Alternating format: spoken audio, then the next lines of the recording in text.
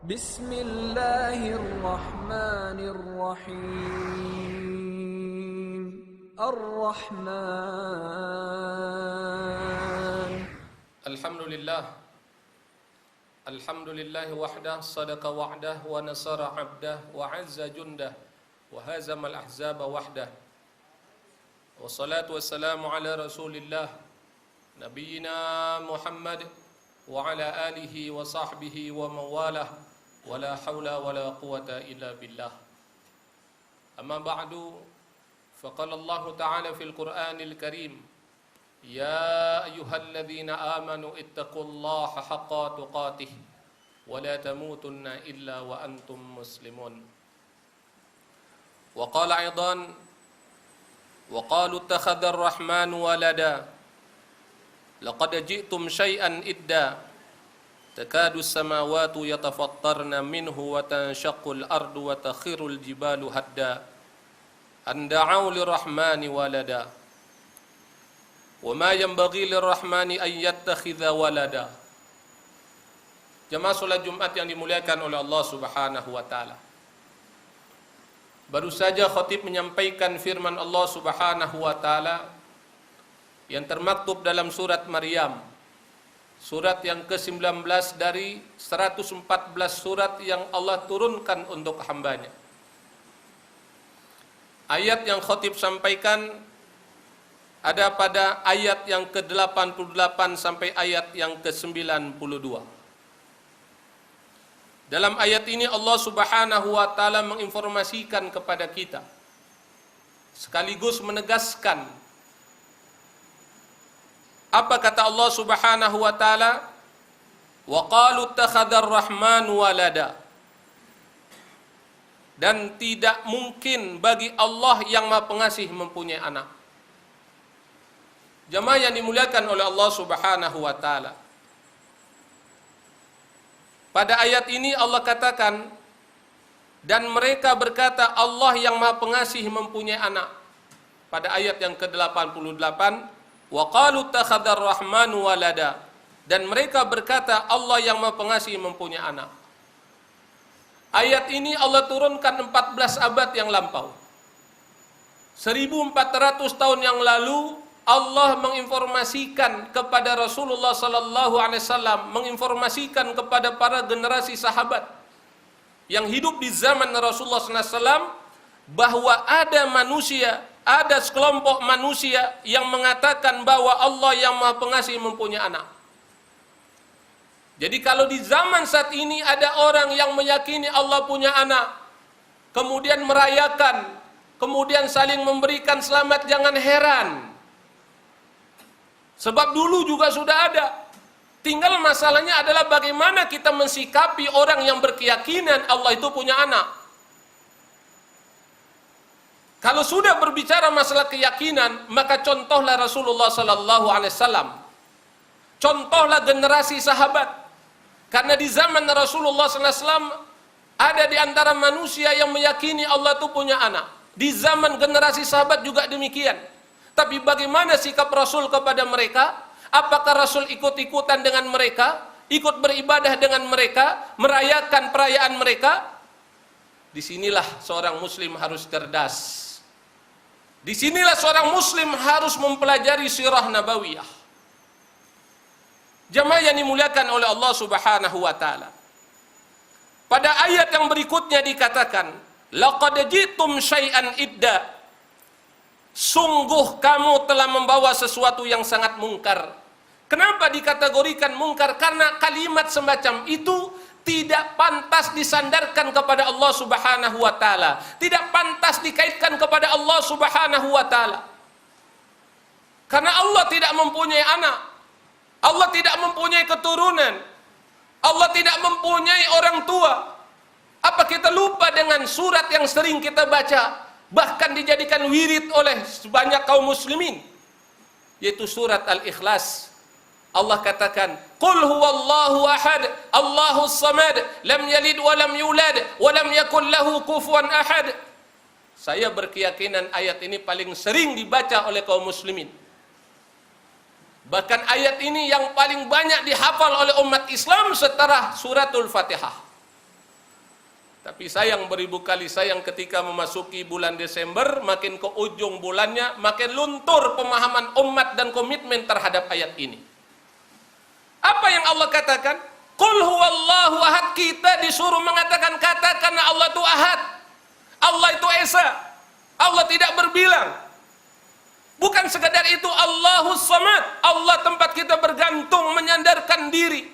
Ketika kita ada problem, ketika kita ada masalah, maka memohonlah kepada Allah, menyandarkanlah diri kepada Allah, mendekatkanlah kepada Allah Subhanahu wa taala. Kemudian dilanjutkan lagi, lam yalid wa lam yulad.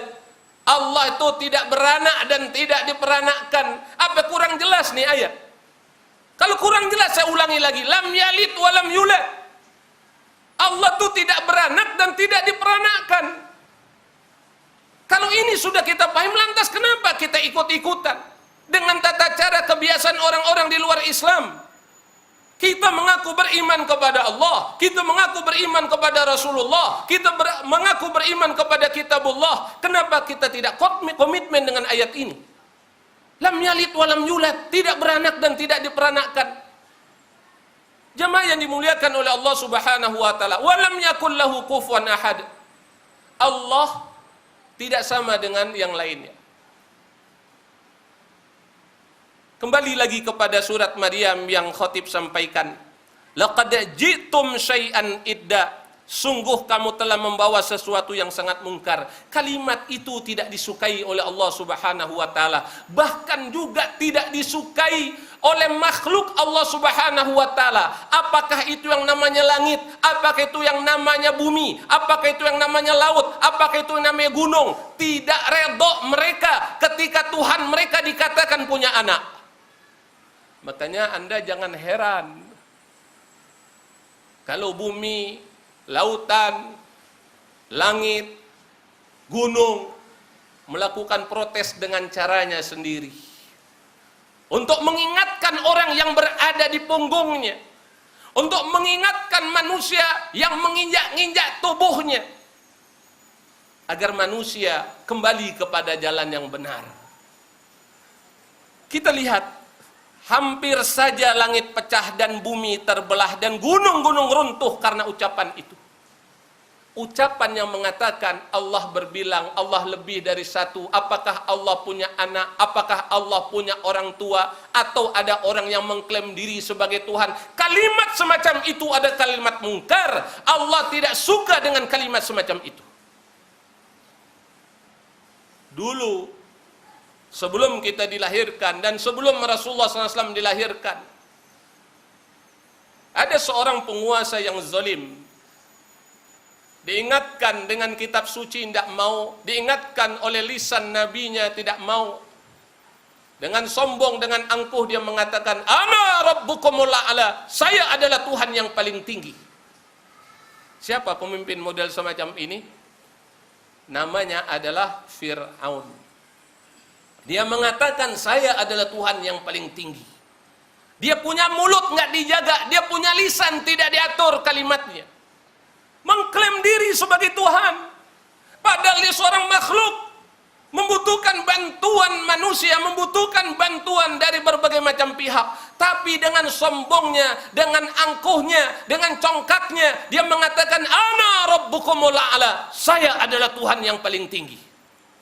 Anda tahu bagaimana kesudahan Fir'aun? Allah benamkan di lautan merah.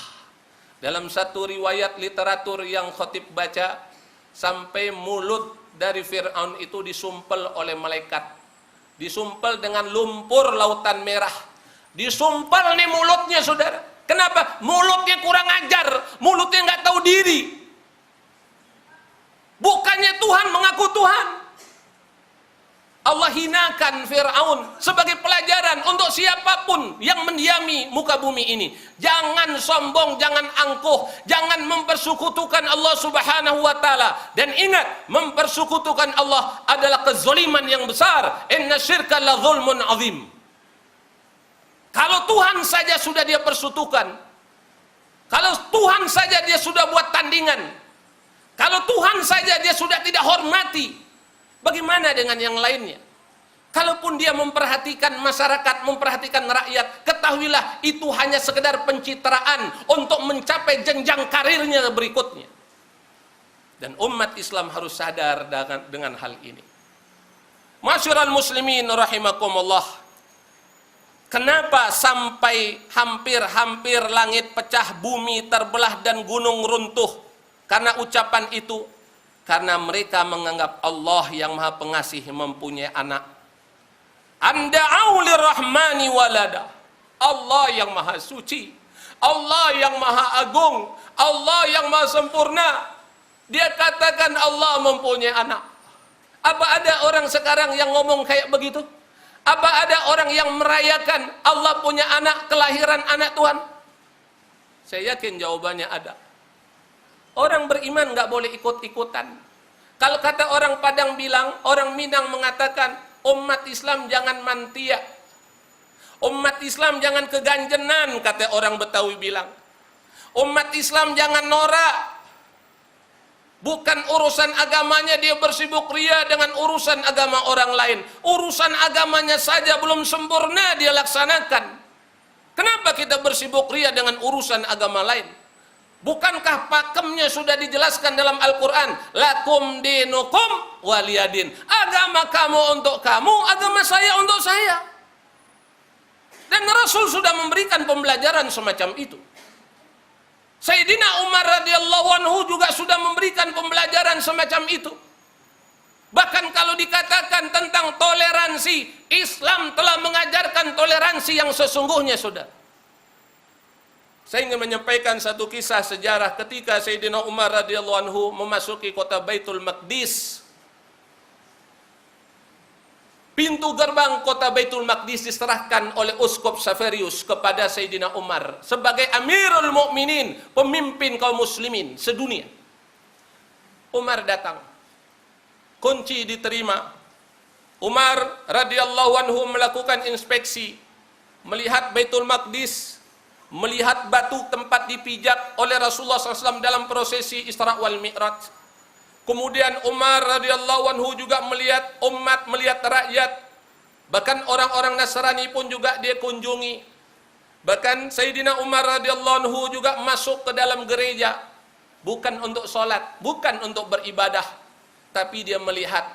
Dia pengen tahu juga bagaimana orang-orang Nasrani. Ketika dia sedang melakukan kunjungan, terdengar lantunan azan tanda waktu sholat masuk. Sayyidina Umar dipersilahkan oleh pimpinan gereja pada saat itu untuk melakukan sholat. Umar tidak mau melakukannya. Kenapa? Bumi Allah masih luas untuk tempat kaum muslimin mengerjakan sholat. Yang kedua, kalau Sayyidina Umar radhiyallahu anhu melakukan sholat di sana, menjadi rujukan, menjadi dalil bagi kaum muslimin hingga akhir zaman, umat Islam juga akan sholat di tempat peribadatan orang lain. Umar tidak mau melakukan hal semacam itu. Dan ketika Umar menguasai Baitul Maqdis, tidak ada seorang Nasrani pun yang disembelih, yang dipotong, darah bercucuran, tidak. Mereka dilindungi, saudara. Tolong catat ini dalam sejarah. Oh, itu kan Sayyidina Umar radhiyallahu anhu, sahabatnya Rasulullah sallallahu alaihi wasallam, wajar aja. Sosok yang pernah ketemu dengan Rasulullah. Oke, kita lihat contoh yang lainnya. Salahuddin Al-Ayyubi. Jaraknya pun juga ratusan tahun dari kehidupan Rasulullah sallallahu alaihi wasallam. Salahuddin Al-Ayyubi masuk ke kota Baitul Maqdis, membebaskan Baitul Maqdis dari tangan kaum salib. Tidak ada satu orang pun dari kaum salib yang disembelih, yang dibunuh, apalagi dicincang, dimutilasi. Tidak ada. Tidak ada. Dimutilasi tidak ada. Bahkan ada dalam riwayat dikemukakan orang Nasrani ingin dia bawa salibnya, dikasih ongkos oleh Salahuddin Al-Ayyubi. Bahkan diantarin ke batas perjalanan yang dia tuju. Lihat bagaimana akhlak Islam. Tapi beda ketika mereka memasuki Baitul Maqdis. Umat Islam dibantai, dibunuh sedemikian rupa. Bahkan dalam satu riwayat dikemukakan darah umat Islam yang mengenangi Baitul Maqdis. Satu riwayat mengatakan semata kaki, satu riwayat lagi sampai sebetis. Lihat siapa yang melanggar toleransi dan siapa yang menegakkan toleransi. Islam telah menegaskan lakum dinukum waliyadin, agama kamu untuk kamu, agama saya untuk saya. Jemaah yang dimuliakan oleh Allah Subhanahu wa taala. Dan tidak mungkin bagi Allah yang Maha Pengasih mempunyai anak. Ini penegasan dari Allah Subhanahu wa taala pada ayat yang ke-92. Kata Allah Subhanahu wa taala, "Wa ma yanbaghi lirrahmani an yattakhidha walada." Dan tidak mungkin bagi Allah yang Maha Pengasih mempunyai anak. Kalau tidak mungkin Allah punya anak, kenapa kita mengucapkan selamat kepada orang yang meyakini Allah punya anak? Berarti kan kita redha dengan keyakinan orang tersebut. Berarti kita rela dengan keyakinan orang tersebut. Lantas di mana pemahaman kita terhadap hadis Rasulullah SAW yang mengatakan, "Man qala raditu billahi rabba wa bil islami dina wa bi Muhammadin sallallahu alaihi wasallam nabiyya wajabat lahul jannah." Barang siapa yang mengatakan aku rela Allah sebagai Tuhanku, Islam sebagai agamaku, Muhammad sebagai rasulku, wajib baginya surga. Kalau kita redha kepada Allah, redha kepada Islam, redha kepada Rasulullah sallallahu alaihi wasallam, dan wujud dari redha itu adalah jangan mengecewakan Rasul. Jangan kita membuat Allah murka. Sudah banyak contoh kasus. Sekarang tanggal 26 Desember. 10 tahun yang lalu apa yang terjadi di negeri kita? Coba kita merewind. Coba kita mundur ke belakang untuk mengambil ibrah pelajaran yang telah terjadi. Saya masih ingat pada tanggal 25 Desember tahun 2004 diadakan pesta Natal secara nasional di Serambi Mekah. Coba kita pikirkan, direnungkan, di Serambi Mekah diadakan pesta Natal. Padahal rakyat Aceh mayoritas Islam. Islamnya kuat. Apa tidak ada ulama yang mengingatkan? Ada. Apa tidak ada ustadz yang mengingatkan? Ada. Tapi dianggap angin lalu begitu saja. Dia lupa ada aksiomatik. Manusia kalau sudah tidak mau lagi diingatkan dengan firman Allah yang tertulis yaitu Al-Quran. Al-Quran. Tidak mau lagi diingatkan dengan Al-Quran. Ayat Allah yang tertulis. Ayat kauliyah. Maka Allah akan ingatkan dengan ayat kauniyah yaitu alam semesta. Ini aksiomatik. Anda boleh buktikan di permukaan bumi ini. Ketika ada orang mungkar, ketika ada orang nggak mau taat, ketika ada orang melakukan kemaksiatan, melakukan syirik, maka Allah akan ingatkan dengan caranya sendiri. Apa yang terjadi di Aceh Darussalam, Banda Aceh Darussalam khususnya, ini peringatan dari Allah. Suatu perbuatan yang tidak pantas dikerjakan, tapi karena memiliki kekuatan, memiliki posisi, memiliki kedudukan, nasihat ulama orang soleh diabaikan, Allah langsung memberikan peringatan. Apa yang terjadi? Tanggal 26-nya terjadi tsunami. Siapa yang mampu mencegah? Siapa yang mampu menghadang ombak yang begitu besar, tingginya sampai setinggi pohon kelapa, saudara? Dah, Ustadz bisa aja ngomong kayak gitu. Alhamdulillah saya datang ke sana, Pak. Menyampaikan bantuan kaum muslimin, menyampaikan bantuan rakyat. Kita melakukan investigasi, mayat bergelimpangan, saudara. Bahkan ada yang tidak ditemukan. Bangunan hancur. Tapi kenapa Allah sisakan satu tempat yang namanya masjid Baitullah? Kenapa kita tidak merenung? Kenapa kita tidak berpikir? Kenapa Allah sisakan satu tempat yang namanya masjid? Coba. Karena masjid tempat diagungkan asma Allah. Masjid tempat disampaikan Allahu Ahad. Masjid tempat disampaikan Allahu Akbar. Allahus Samad, lam yalid wa lam yulad wa lam yakul lahu kufuwan ahad. Allah perintahkan malaikat-malaikatnya untuk menjaga masjid sebagai bahan pelajaran untuk kita hingga saat ini. Saat ini peringatan 10 tahun peristiwa tsunami di Aceh. Coba kita jadikan bahan introspeksi. Jangan kita mengulangi sejarah yang tidak baik, saudara. Jemaah yang dimuliakan oleh Allah Subhanahu wa taala. Mungkin jemaah akan bertanya, itu kan Aceh. Boleh Anda sekali waktu pergi ke Ciputat.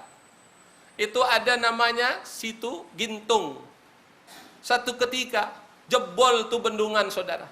Situ Gintung jebol, rumah di bawah hancur, bahkan ada yang banyak rusak parah. Tapi yang jadi pertanyaan, kenapa Allah selamatkan satu masjid persis di bawah Situ Gintung, saudara?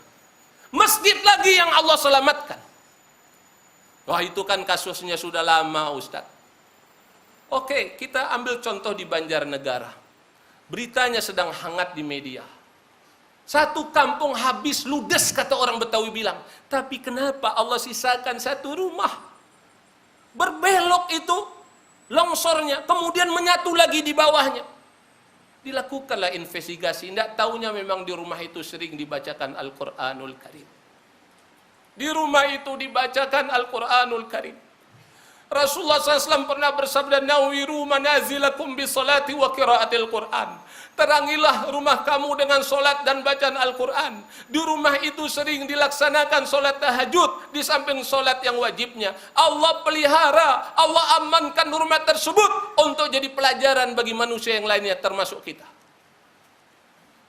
Mudah-mudahan apa yang khatib sampaikan dalam khutbah yang singkat ini memberikan pencerahan kepada kita, menyadarkan mereka yang lupa, dan mudah-mudahan kita banyak mendapatkan ibrah pelajaran dari firman Allah Subhanahu wa taala yang disampaikan tadi. Fastaghfiruh innahu wal ghafurur rahim.